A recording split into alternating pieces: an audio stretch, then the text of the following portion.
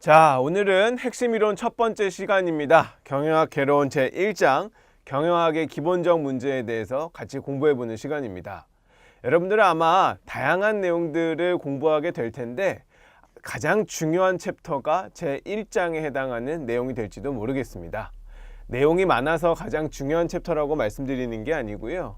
어떤 경영학 전반에 대한 특징과 성격을 파악할 수 있는 챕터이기 때문에 여러분들이 앞으로 먼 길을 걸어가는 과정에서 방향타의 역할을 해줄 챕터가 되어서 여러분들에게 중요도가 높다라고 말씀드릴 수가 있는 부분입니다.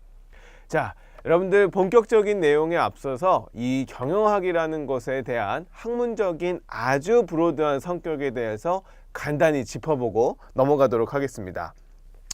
여러분들 이후에도 내용들이 좀 나오겠지만 이 경영학이라고 하는 건 사회과학의 한 분야입니다.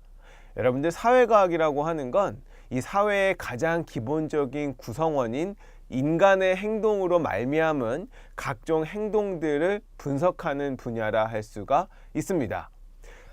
이런 분야가 사회과학인데 사회과학엔 여러 가지가 있겠죠. 오늘부터 우리가 같이 배워야 될 이 경영학이라는 분야가 하나 있을 거고, 경영학과 비슷하게 생겼지만 전혀 다른 내용을 가지고 있는, 물론 진짜 다르진 않지만 전혀 다른 특징을 가지고 있는 경제학이라는 분야가 하나 있고요. 이 밖에는 뭐 사회학도 있고 정치학도 있고 행정학도 있고 다양한 과목들이 사회과학이라는 틀 안에 들어가 있습니다. 여러분들이 이들 과목을 공부하실 때 가장 효율적인 방법은 무엇인고 하면 여러분들 설렁설렁 공부하시는 겁니다. 제가 사회과학이라는 것을 먼저 화두로 꺼낸 이유가 바로 이 포인트를 짚어드리기 위함이에요. 여러분들 사회과학이라는 것을 공부하실 때에는 설렁설렁 너무 꼼꼼하게 공부하시면 많은 것들을 놓치고 갈 수가 있습니다. 사회라는 것이 이렇게 존재를 하는데 이 측면에서 바라본 학문이 예를 들면 경영학이고요. 이 측면에서 바라본 것이 경제학이고 이 측면에서 바라본 것이 행정학입니다. 우리가 바라보려는 것은 사회라는 주체로 똑같아요. 그런데 어떤 시각으로 보느냐에 따라서 이 사회를 해석하는 것이 조금씩 달라지는 거죠. 결국 설명하고 싶은 건 이 사회라는 대상 한 가지인데 말이죠. 그렇기 때문에 어느 하나의 시각으로도 우리가 완벽하게 사회를 설명해낼 수는 없습니다. 물론 이 틀의 하에서 설명할 수 있는 장점을 가진 측면이 높고 이 틀의 하에서 사회를 설명할 수 있는 장점이 있는 것은 사실이지만 어느 하나가 완벽하게 사회를 설명할 수 있다라고 보기는 어려워요. 자, 그럼 우리 요 각각의 분야에 하나에 들어와 봅시다. 경영학이라는 틀로 사회를 설명할 건데, 이 사회를 설명할 건데 우리 책에서 나온 목차에서 볼 수 있듯이 경영학이라는 게 한 챕터로 구성된 게 아니죠. 굉장히 다양한 분야로 쪼개져 있으면서 이 사회를 설명하려는 노력을 합니다. 뭐 첫 장이야 인트로니까 그렇다 치지만 두 번째는 경영학의 역사를 통해서 이 경영학이라는 시각에 대한 정당성을 확보할 거고요. 그 다음에는 경영의 전략이라는 측면에서 이 사회학을 설명할 거고, 사회를 설명할 거고, 어떤 마케팅적인 측면, 인적 자원의 측면, 조직의 측면에서 이 경영학을 설명하면서 사회를 바라볼 겁니다. 그런데 결국에 우리가 보고자 하는 건 사회예요.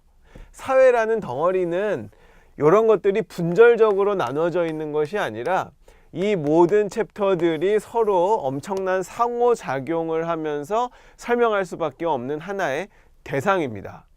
그런데 우리가 공부를 해야 하고 누군가가 설명을 해야 되기 때문에 편의상 이렇게 챕터를 나눠 놓은 것에 불과해요. 자, 다시 처음으로 돌아오면 이것이 바로 우리가 공부를 설렁설렁 해야 되는 첫 번째 이유입니다. 여러분들이 요 하나하나에 매몰되어서 처음부터 너무 꼼꼼하게 공부를 하기 시작하면 여러분들이 이 전체를 조망하면서 얻을 수 있는 보다 더 본질적이고 중요한 종합적인 시각을 잃어버릴 수가 있어요. 그래서 여러분들 처음에 공부하실 때에는 큰 체계와 틀을 이해하실 수 있는 시각을 가질 수 있도록 여러분들이 스스로를 경계하면서 학습하셔야 됩니다. 여기 나와 있는 정의 하나하나를 딸딸딸딸 외우는 것도 굉장히 중요하지만 여러분들이 처음 공부하실 때에는 큰 숲을 보기 위한 노력을 하셔야 되고, 그 숲을 보기 위한 노력이 정의 하나하나를 딸딸딸딸 외우는 그런 과정은 아닐 겁니다. 물론 우리가 시험에서 좋은 성적을 얻기 위해서는 숲도 봐야 되고 나무도 봐야 돼요.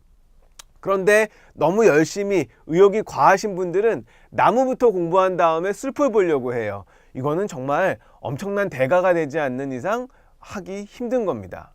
여러분들 퍼즐을 만들 때요, 퍼즐이 이렇게 있죠? 그리고 막 쪼개져 있을 거예요. 여러분들이 전체 그림을 먼저 본 다음에 퍼즐을 팍 엎어서 이 조각들을 흐트러뜨려 놓고 다시 이 그림을 맞추는 건 어렵지만 비교적 수월해요. 뭐랑 비교해서요? 요 그림을 보여주지 않고 퍼즐들만 나열해 놓은 상태에서 자, 어떤 그림을 만들어 봐라 라고 하는 것보다 훨씬 더 수월합니다. 왜냐? 우리에겐 지도가 있기 때문이죠. 큰 그림이라는 내가 이 블록들을 가지고 무엇을 만들어야 되지 라는 것에 대한 방향이 있기 때문에 큰 그림을 먼저 본 다음에 퍼즐들을 흐트러 놓아도 다시 이것을 만들어낼 수가 있는 겁니다. 그런데 요거 없이 요것만 보여줬다? 요거 만들어내기 정말 어려워요. 여러분들이 숲을 먼저 보지 않고 나무를 먼저 보게 된다면 이처럼 큰 퍼즐의 그림 없이 퍼즐 각각을 보고 퍼즐의 전체 모양을 만들어내려는 것과 같은 겁니다. 그래서 여러분들 처음 공부하실 때는 설렁설렁하게 큰 그림을 보려고 노력하세요. 여기에 나와 있는 누구의 정의, 누구의 뭐 이야기 이런 것들 처음부터 암기하려고 하지 마시고요. 굉장히 빠른 속도로 1장부터 맨 마지막 장까지 훑어나가실 수 있도록 여러분들이 공부하는 방법이 필요합니다. 잊지 마세요. 경영학에 해당하는 내용이 아니고요. 이 사회과학 전반을 공부하는데 모두 해당하는 내용입니다. 여러분들 경영학만 공부하실 게 아니라 이후에 경제학도 공부하실 거고요. 필요하다면 행정학도 공부하실 것으로 알고 있는데 이 모든 과목에도 동일하게 적용되는 이야기입니다. 여러분들 설렁설렁하게 공부하시고 다만 그 속도는 빠르셔야 됩니다. 설렁설렁 처음부터 끝까지 빠르게 훑어나가시고요. 그러한 과정을 2번, 3번 반복하시면 설렁설렁하게 봤기 때문에 이해하지 못하는 여러분들 머릿속에 이해의 공백들이 점점 채워져 나가는 것을 느끼실 겁니다. 그 다음에 이제 우리는 시험을 잘 봐야 되는 단계에 돌입해야죠. 여러분들이 큰 그림을 먼저 보고 어떤 내용들을 암기하고 정리해야 되는지를 선정하셔서 공부하시면 매우 빠르게 좋은 점수를 받는 학습법을 수행하실 수가 있을 겁니다. 저 역시도 여러분들에게 이와 같은 강의법으로 여러분들과 같이 설명을 해 나가려고 합니다. 우리 책의 순서로만 강의를 하진 않을 거예요. 여러분들에게 큰 그림을 보여드릴 수 있도록 전반적인 체계가 잡힌 설명을 여러분들에게 먼저 제시해 드릴 거고요. 그 그림을 먼저 보여드린 다음에 우리 책에 나와 있는 각각의 세부 개념들을 한 번 더 검토를 할 겁니다. 이렇게 해서 끝에까지 핵심 이론을 살펴보고 나면 우리는 여태까지 공부했던 내용을 바탕으로 문제를 풀어볼 거예요. 문제를 푸는 과정이 바로 숲을 본 다음에 나무 각각을 챙기는 과정이 될 겁니다. 그래서 여러분들 저랑 같이 숲을 보는 과정에서 세부적인 내용들을 이해하지 못한다, 혹은 내가 암기하지 않았다고 해서 불안해하거나 좌절하거나 저를 비난하시지 마세요. 여러분들이 숲을 먼저 봐야만 나무의 꼼꼼한 내용들을 가중치를 달리하면서 아, 전반적인 숲이 이런 모양이었기 때문에 이 나무가 훨씬 더 중요한 거지 를 판단하실 수 있기 때문에 세부적인 나무는 조금 뒤에 챙기셔도 충분합니다. 먼저 숲을 보는 과정을 거쳐서 우리가 좋은 점수로 가는 지름길로 가야 하니까 여러분들 이것이 돌아가는 길이라 생각하지 마시고 훨씬 더 빠른 길이라는 생각으로 저랑 같이 내용들을 살펴보시면 될 겁니다. 자, 오늘 여러분하고 같이 살펴볼 내용들은 경영학의 기초에 해당하는 경영학의 기본적 문제에 해당하는 챕터입니다. 여러분들 어느 대학에서 어느 학원에서 어느 인터넷 사이트에서 경영학 과정을 수강하시더라도 가장 첫 번째는 경영의 정의, 경영학의 정의에 대한 내용들을 공부하실 거고요. 그 다음에는 경영학의 학설에 대한 내용을 수강하시게 될 겁니다. 경영학을 먼저 알아야 되는 이유는 우리가 먼저 공부해야 되는 대상이 무엇인지를 확인하는 과정이고요. 그것이 바로 경영이 될 거고 그 경영을 다루는 경영학이란 무엇인지를 아셔야 이후에 진행되는 세부적인 인적 자원이든 조직 관리든 마케팅이든 이러한 내용들을 학습하는데 여러분들이 수월하게 될 것이기 때문에 첫 번째 챕터는 항상 경영과 경영학의 내용들이 나오고, 그 다음은 경영학설사가 나옵니다. 경영학설사가 나오는 이유는 지금 우리가 배워야 하는 경영학의 이론이 어떠한 과정을 통해서 쌓여왔는지를 알아야, 히스토리를 알아야 지금의 개념을 훨씬 더 수월하게 이해할 수 있기 때문입니다. 여러분들 공부하는 과정은, 학설을 공부하는 과정은 적분이라 생각하시면 돼요. 이건 쌓는 과정이에요. 학설은 적분이다. 과거부터 차곡차곡 쌓여와서 지금의 이러한 형태가 이루어졌음을 확인하는 과정이고, 학설이 끝나고 나면 이제 이 미분의 과정입니다. 이렇게 만들어진 학설이 어떤 과정을 통해서 기능별로 혹은 주제별로 쪼개지는지를 우리가 활용해 보는 거예요. 살펴보는 거예요. 인적, 조직, 전략,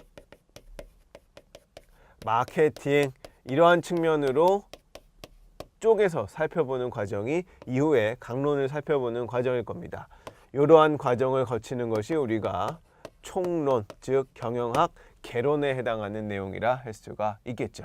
우리는 지금 요보다 앞선 어떤 머릿말에 해당하는 내용을 이번 시간 2시간에 걸쳐서 배울 텐데, 여기에 해당하는 내용은 경영의 개념, 그리고 경영학은 도대체 무엇이고 경영학의 특징은 무엇이고 여기서 배우는 것은 어떤 것들인지를 살펴보는 과정이 오늘의 과정이 될 겁니다. 자, 먼저 경영학의 이야기를 하기에 앞서서 우리는 경영에 대한 이야기를 할 필요가 있어요. 도대체 경영이 왜 필요한 거냐? 우리한테 왜 필요한 건지를 우리가 조금 더 우리 친화적으로 생각을 해볼 필요가 있습니다. 여러분들, 경영이라고 하는 건 경영자만 하는 걸까요? 경영이라고 하는 거에 대한 다양한 정의들이 있는데, 일단 우리는 매니지먼트라는 측면에서 바라봅시다.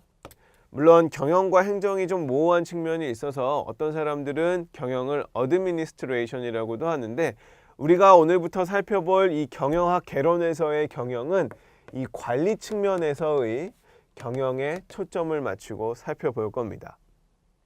결론적으로 경영은 경영자만이 하는 것이 아니라 이 조직의 구성원이라면 모두가 수행하는 것이 경영입니다.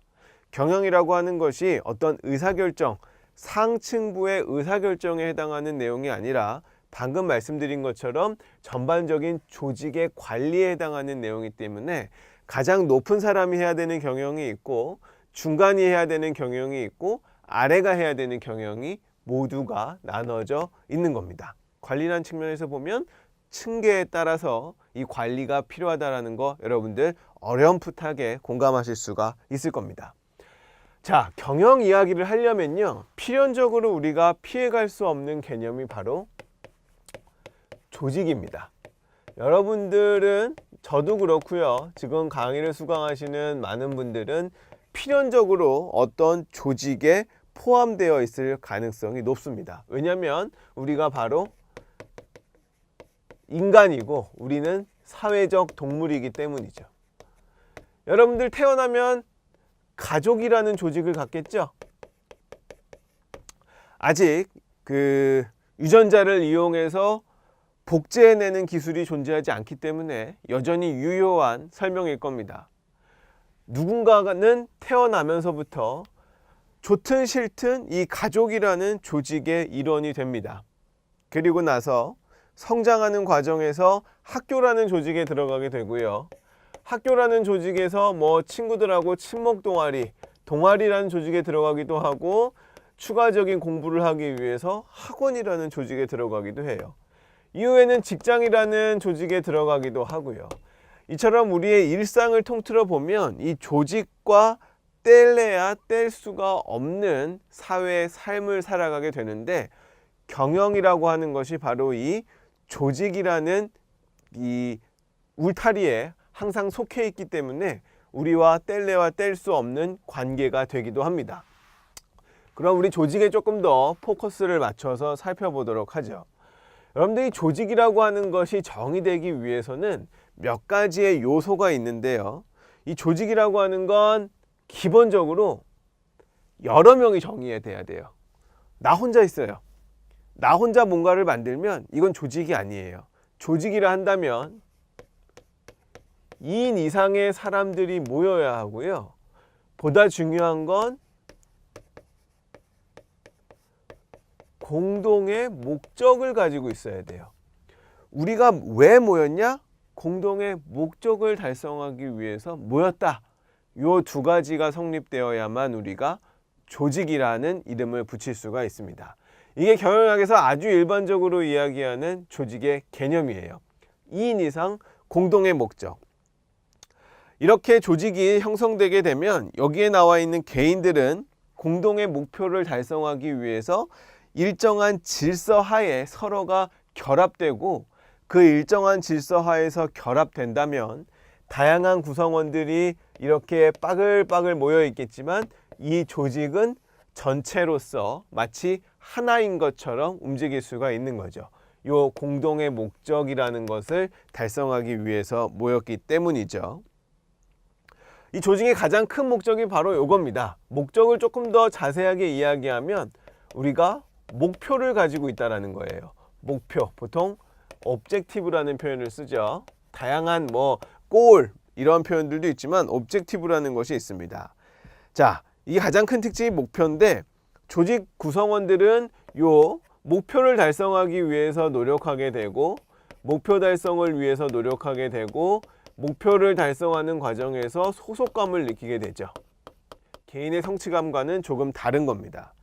자, 두 번째 특징은요, 위계구조가 있다는 거예요. 이거 우리가 하이어라키라고 하는데, 여러분들 이 위계구조는 어떤 조직이든지 다 가지고 있습니다. 여러분들 조직은 여러 개로 구분할 수가 있는데, 가장 일반적으로 첫 번째 나오는 조직의 구조는요, 공식적 조직이에요. 공식적 조직이라고 하는 것은 회사와 같은, 회사나 학교와 같이 객관적인 목표를 중심으로 모여있는 조직입니다. 비공식적인 조직은 뭘까요? 이거는 객관적인 목표라기보다는 주관적인 목표, 즉 개인의 관심사를 중심으로 모인 집단이에요. 뭐가 있을까요? 동아리 등이죠. 동아리 등 이런 취미 활동을 중심으로 모인 조직이 바로 비공식적 조직입니다. 그런데 공식적 조직이나 비공식적 조직이나 모두 조직이기 때문에 이런 목표를 가지고 있고요. 위계구조도 가지고 있습니다. 위계구조라고 하는 거, 공식적 조직은 회장, 이사, 부장, 차장, 과장과 같은 조직 권한을, 구조를 가지고 있고요. 동아리 같은 경우는 회장, 부회장, 동아리원 이런 조직 구조를 가지고 있겠죠. 그리고 공통적으로 이 조직 구조의 위계구조에 있는 사람들은 권한과 책임을 가지고 있다는 특징이 있습니다. 이게 조직의 특징 중에 하나고요. 세 번째 특징은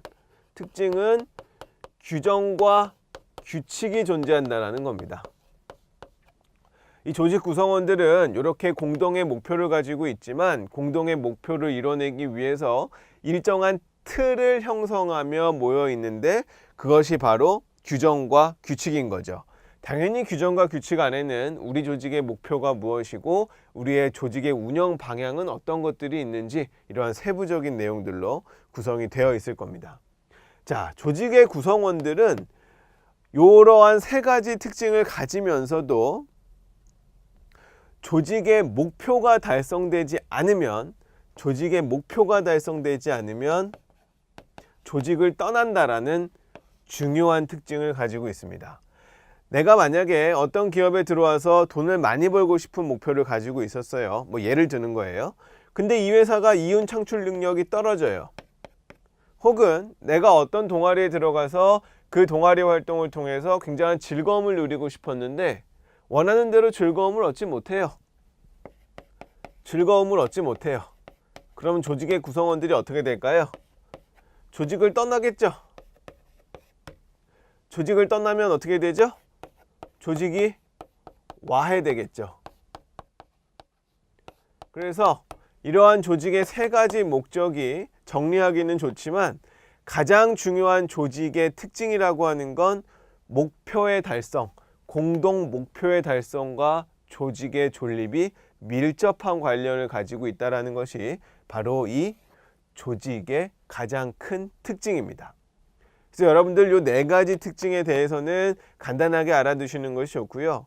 여기에 있는 내용들이 여러분들 시험 문제로 나온다고 하더라도 여러분들 틀리기도 쉽지 않겠죠?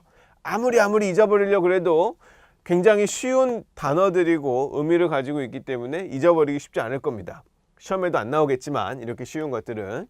자, 이것이 바로 조직의 특징이고, 조직 구성원의 목표가 흔들리면 조직도 존재하지 못한다라는 아주 큰 특징을 가지고 있습니다.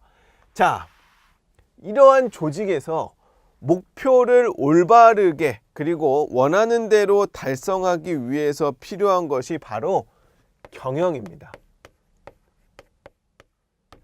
경영이라고 하는 건 조직 내부의 자원을 어떻게 활용해서 공동의 목표를 달성하는가 하는 점이에요. 물론 경영에 대해서 다양한 정의가 있지만 그 정의들을 일반화해서 뽑아보면 이 경영이라고 하는 건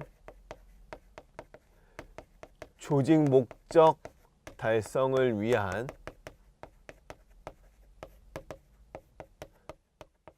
과정 혹은 의사결정이라 할 수 있습니다. 훨씬 더 복잡한 내용들이 뒤에 숨어 있지만 일반화해서 보면 저렇게 살펴볼 수가 있는 거예요. 그래서 몇 가지로 쪼개서 살펴보면 경영은 하나의 과정이다 라고 볼 수가 있습니다. 경영 썼을 거라고 생각하고요. 하나의 과정이다. 어떤 과정이냐? 목표 달성을 위해서 계획을 하고 조직을 하고 실행하고 평가하는 하나의 과정이다 라고 정의 내릴 수 있고요. 또 하나의 정의는 경영은 공동의 목적을 위해서 자원을 모으는 활동이다 라고도 이야기할 수 있습니다. 자원이라고 하는 건 인적 자원도 있고요. 물적 자원도 있고요. 예산 자원도 있고요. 시간이라는 자원도 존재할 겁니다. 이러한 자원을 모으는 활동이 경영이다 라고 이야기할 수도 있습니다. 그리고 조금 더 브로드하게는 경영이라고 하는 건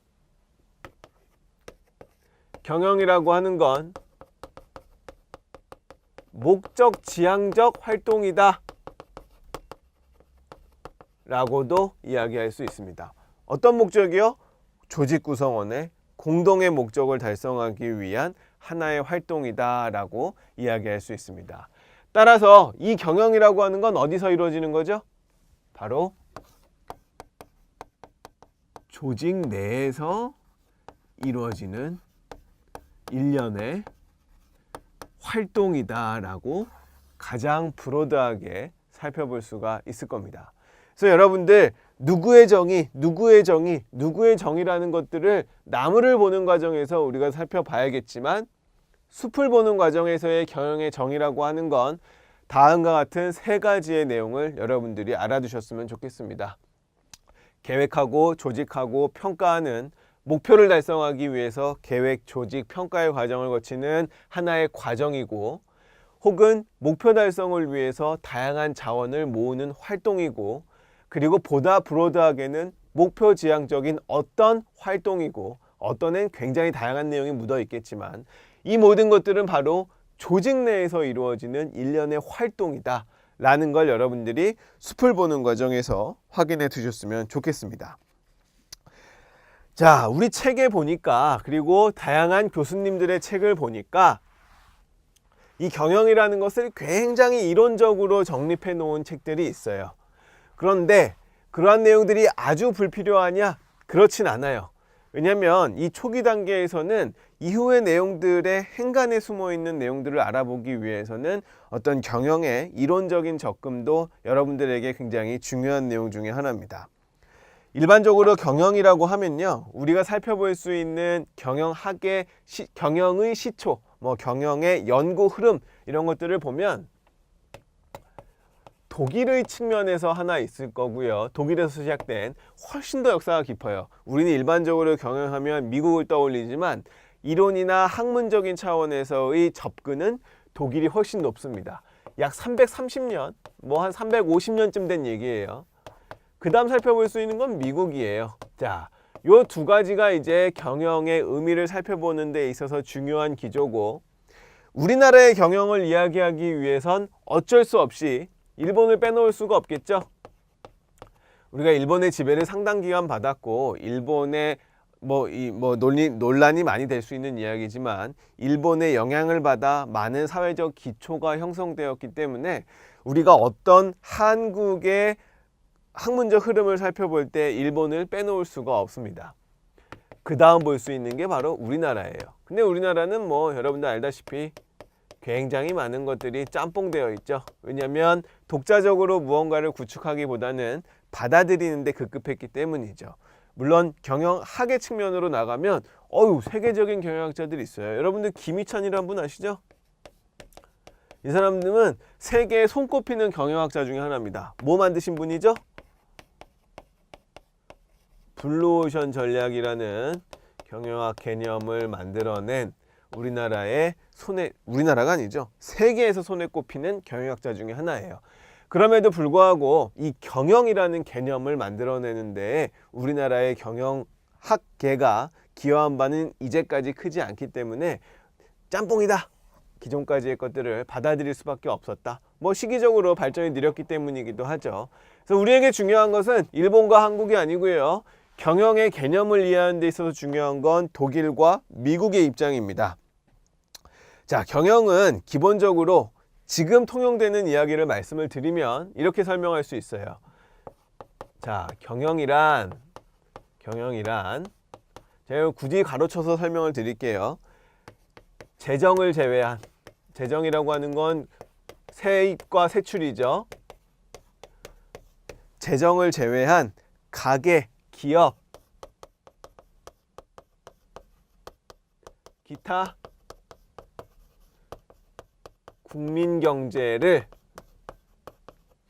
국민 경제를 구성하는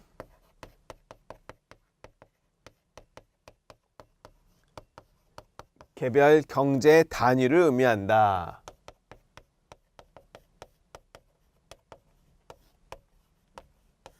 뭐 다소 추상적이고 어려운 말이지만 일단 여러분들 어딘가에 한 귀퉁이에 이렇게 적어두세요.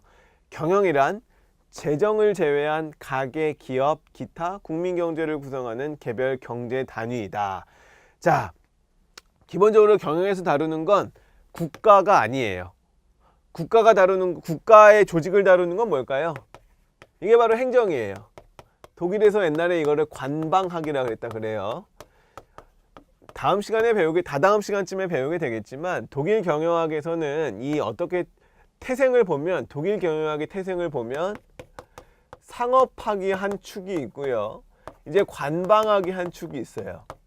관방학이라고 하는 건 행정학인데 당시에 이게 경영으로 중요했던 이유는 봉건 영주의 재산을 관리하던 사람들이 그 재산을 올바르게 관리해야 될 필요가 있었기 때문에 행정학이 경영학으로서 인정을 받았던 겁니다. 상업학은 우리가 알다시피 일반적인 상인들의 재산 관리와 관련되어 있었기 때문에 상인들이라면 오늘날의 기업으로 대별해 살펴볼 수가 있겠죠. 여기로부터 독일의 경영학이 시작이 됐는데 현대에는 이 재정은 제외된 가계와 기업, 우리들입니다. 가게라고 하는 건 저고요. 기업이라고 하는 건 저에게 상품을 만들어주는 어떤 주체예요. 생산의 주체죠. 기타 국민 경제를 구성하는 개별 경제 단위를 의미한다고 되어 있고요. 자, 이 경영학의 방법론에 따라서 이 경영이라고 하는 것이 굉장히 다양하게 정의가 돼요. 방금 말씀드린 것처럼 독일은 상업학이나 관방학으로부터 경영이라는 개념이 합의되어 도출되었기 때문에 두 가지의 사조가 있습니다. 상업에서 출발하는 게 하나 있고 관방학에서 출발하는 하나의 사조가 있어요. 독일의 개별 경제학이라는 것의 입장에서는 이 경영학이라는 것을 주체 구분 없이 종합 경제로서 국민 경제를 구성하는 모든 개별 경제 단위를 경영학의 개념으로 설명하고자 합니다. 따라서 기업은 물론이고요. 저희와 같은 가계 주체, 소비를 담당하는 가계 주체는 물론이고 정부 단위에서의 재정 단위도 이 경영학에서 포괄하는 개념, 경영에서 포함하는 개념이다라고 설명을 하고 있습니다. 반면에 독일의 다른 사조인 경영경제학의 입장에서는요. 여기에서는 방금 설명드린 것처럼 재정은 제외예요. 생산의 주체로서 경영을 보다 더 강조하여 살펴보기 때문에 우리가 살펴봤던 가계, 기업, 정부의 주체에서 정부는 제외하고 가계, 기업을 살펴보고 보다 더 직접적으로는 기업을 중심으로 가계를 살펴보는 하나의 사조가 있습니다. 그런데 중요한 건 이 둘 다 아니에요. 제가 굳이 쓰면서 설명하지 않고 말로만 설명드리는 이유는 우리는 오늘날 우리에게 중요한 것은 독일의 경제사조가 아니죠. 독일의 경영사조가 아니에요. 오늘날 우리에게 중요한 것은 바로 미국의 경영사조입니다. 왜냐하면 미국에서의 기업이 전 세계의 많은 부분들, 많은 시장을 점유하고 있고 이들의 경영 기법이 오늘날까지는 가장 질기고 강한 생명력을 유지하고 있기 때문에 경영학의 대세는 미국의 기업들의 경영 기법이라 할 수가 있어요. 그래서 미국의 경영관리학의 입장을 들어볼 필요가 있는데 벌써 이름이 다르죠? 독일은요, 개별경제학, 경영경제학 이런 이름을 쓰는데 미국은 뭐라 그래요? 방금 제가 말씀드렸던 것처럼 미국 경영관리학의 입장이라고 설명을 드렸습니다. 벌써 경영이라고 하는 것이 매니지먼트의 성격이 강하다라는 것을 보여주고 있어요. 미국은요, 수익성 원리가 아니고요, 보다 더 뎁스가 높은 개념인 경제성의 원리에 따라서 이루어지는 개별 경제의 활동이, 개별 경제 주체의 활동이 경영이다라고 정의를 하고 있습니다. 따라서 영리 기업을 주된 연구 대상으로 하지만 최근에는 교회나 학교와 같은 비영리 집단까지도 경영학의 연구 대상으로 간주를 하고 있습니다. 심지어는 국가의 조직까지도 경영의 범주에 포함해서 살펴봐서 행정의 개념과 경영의 개념이 굉장히 교집합을 이루는 상태를 보이고 있습니다. 그래서 이 재정학이라든지 행정학이라고 하는 것이 미국에서는 크게 발달하지 않았어요. 물론 시라큐스 같은 대학에서는 정세계 행정의 대가들이 모여 있다고 하지만 이론적인 것이 아니라 실제적인 부분에서의 행정가들이 모여 있는 곳이고요. 재정학이라고 하는 것은 미국에서 크게 발달하지 않은 분야입니다. 왜냐? 경영이 훨씬 더 비중이 크기 때문에 경영과 교집합을 이루고 있는 이 재정이라는 분야는 크게 성장할 수가 없는 거죠. 이처럼 미국 경제학계의 입장, 경영학계의 입장은 이 경영관리학이라는 측면에서 영리단체를 중심으로 개념이 형성되어 있다. 그러다가 비영리단체까지도 동일한 잣대와 기준으로 살펴보고 있는 것이 오늘날에 정립된 경영학이다. 그리고 경영이다 라는 걸 여러분들이 살펴볼 필요가 있습니다. 자, 여태까지는 아주 추상적인 이야기를 했다면 이후의 과정에서는 조금 더 실질적인 내용들을 설명을 드릴 겁니다. 경영의 과정에 대한 내용을 설명을 드릴 거고요. 이제 우리가 경영을 살펴봤기 때문에 이 경영을 바탕으로 한 경영학이라고 하는 것이 어떠한 흐름으로 이어지는지 그리고 어떠한 개념으로 설명될 수가 있는지를 함께 살펴볼 겁니다. 그리고 마지막에는 경영학의 학문적 성격을 같이 규정지어 봄으로써 우리가 공부해야 되는 이 경영학이라고 하는 것이 어떠한 특징을 가지고 있는지를 살펴봐서 어떤 방향으로 공부를 해야 되는지 그리고 어떠한 눈으로 경영학의 세부 개념들을 바라보며 이론들을 습득해야 되는지를 알아보는 과정을 가질 겁니다. 자, 이렇게 첫 번째 시간은 가볍게 마무리하도록 하고요. 여러분들이 이 경영의 개념이 무엇인지를 정확하게 이해하는 시간이 되었으면 합니다. 오늘 강의, 첫 번째 강의에서 강조드리고 싶은 점을 정리하면 여러분들 경영학 전반을 공부하실 때 숲을 먼저 보고 나무를 보셔야 된다라는 점 한 가지와 경영의 개념에 있어서 브로드한 측면들 어떤 거였죠? 경영이라고 하는 건 조직 내 의사결정이라는 측면 하나와 경영이라고 하는 건 하나의 과정이고 자원을 모으는 과정이다. 그리고 이는 굉장히 목적지향적인 활동이다 라는 경영의 개념을 반드시 이해하시고, 경영학의 측면에서, 즉 경영을 연구 대상으로 삼는 경영학의 측면에서 바라보면 독일보다는 미국 경영관리론의 입장에서 경영이라고 하는 건 영리단체의 활동을 살펴보는 것이 중심이고, 그러한 기조는 비영리단체까지도 확장되고 있다라는 점을 여러분들이 기억을 해두시면 이번 강의에서 전달하고자 하는 핵심 내용은 모두 전달되었다고 생각을 합니다. 이렇게 해서 첫 번째 시간은 가볍게 마무리하도록 하고요. 우리 두 번째 시간부터는 경영의 과정을 조금 자세히 살펴보고, 이러한 경영을 연구 대상으로 삼는 경영학은 무엇인지 조금 더 자세히 살펴보는 시간을 갖도록 하겠습니다. 수고 많으셨고요. 제2장 2편 경영학의 기본 문제 2에서 여러분들 다시 만나 뵙도록 하겠습니다. 수고하셨습니다.